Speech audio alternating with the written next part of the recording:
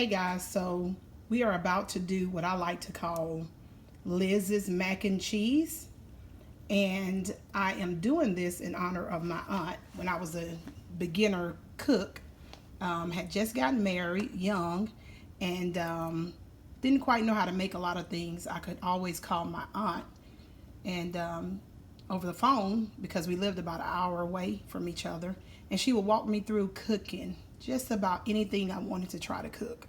So this was a quick mac and cheese recipe that she gave me or told me how to make, and it's real simple, and I think she kept it that way because I was a newlywed just trying to feed my new husband. So let's get started.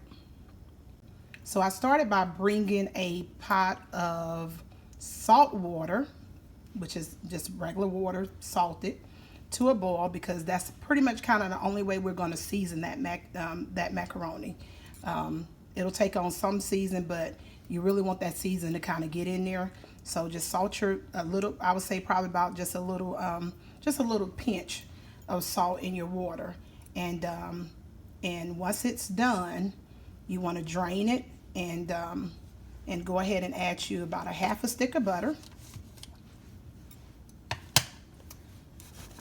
Put it back in your pot, of course. Add your butter and turn it on low heat because you are going to go ahead and kind of cook it up just a little bit while it's on the stove. So after that butter has begun to melt, go ahead and add you some milk. And it could be whole milk or 2%, whichever one you prefer. And I would say probably about 2 cups of milk is what it takes.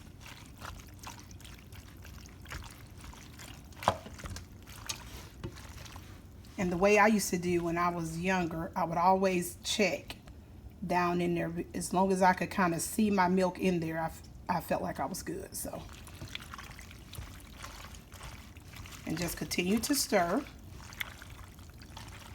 because you want your mac and cheese to be hot but not stick together.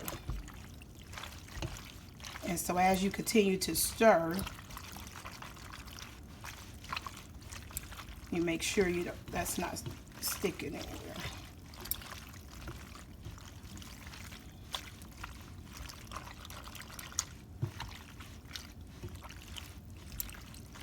All right. And what we're going to do now is go ahead and just, I would say, beat 2 eggs and go ahead and add those in.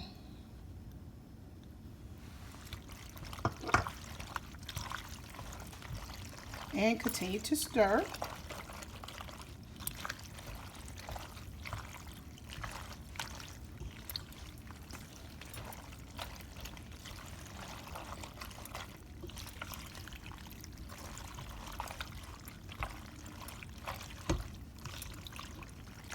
All right, and right here is where we're going to go ahead and add in just a little bit more salt and some black pepper and a little bit of accent.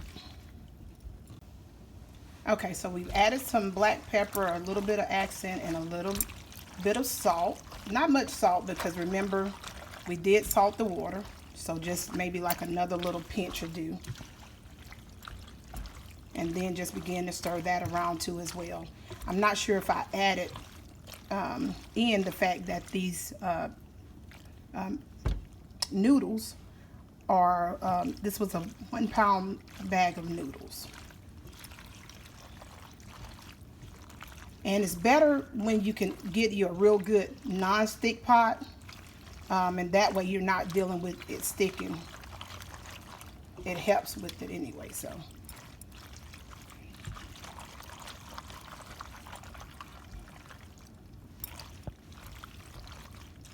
Just keep it on low, continue to stir. And as soon as you start to see, because of us adding the eggs in there, as soon as you start to see the consistency of almost like cooked eggs in there, then that's when you're ready to go ahead and add in your cheese. So we're going to add in about an 8-ounce pack of cheese, and I would say if you want it real cheesy, you could do like a pack and a half. But just get you some 8-ounce cheese. I think that she used to use Mao, if I'm not mistaken, but over time I just began to love either sharp or extra sharp. So, but whatever your preference is, you can add that in there, okay? So we're gonna go ahead and add in our cheese. All right, guys, so what I did was I took that that pack of cheese in a half, because I like a lot of cheese, and I blocked it up. Once you get through blocking it up, go ahead and add it in there. And it's better to have all this prep beforehand. Have your eggs already beaten, your milk already ready, and your cheese cut and ready to go. So as you begin to stir it, your cheese is going to melt. And you'll see it start to get a little stringy, just like it is now. You can see it kind of start to get stringy. But as soon as it does that, you could either go ahead and let it continue to stir and cook for maybe another minute or so, or a couple of minutes or so, and then we would just eat it just like this. You know, I don't even think that at that time she would even bake it. So it was just kind of like, okay, so the mac and cheese is ready, so we just eat it just like this, you know. But over time, we all then, or myself, you know, especially, begin to put it in the oven and bake it. You know, I think having a large family, you know, I think she just kind of was like, okay, we just, you know, kind of let it go and ate like that, and it was absolutely wonderful. And this is the way I learned to do it. So from this point, it was done. If you want to, you can go ahead and get like a baking dish, and then pour it into the baking dish, and cover it with some shredded cheese. I would say probably an 8-ounce pack of shredded cheese, and then pop it in the oven. I like to cover mine first and let it bake for a moment. Probably about 15 minutes. Baked on about 375 for about 15 minutes, covered with aluminum foil.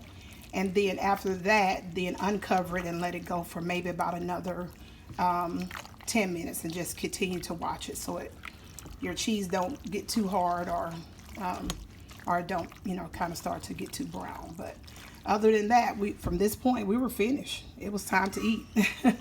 So I hope I did her proud.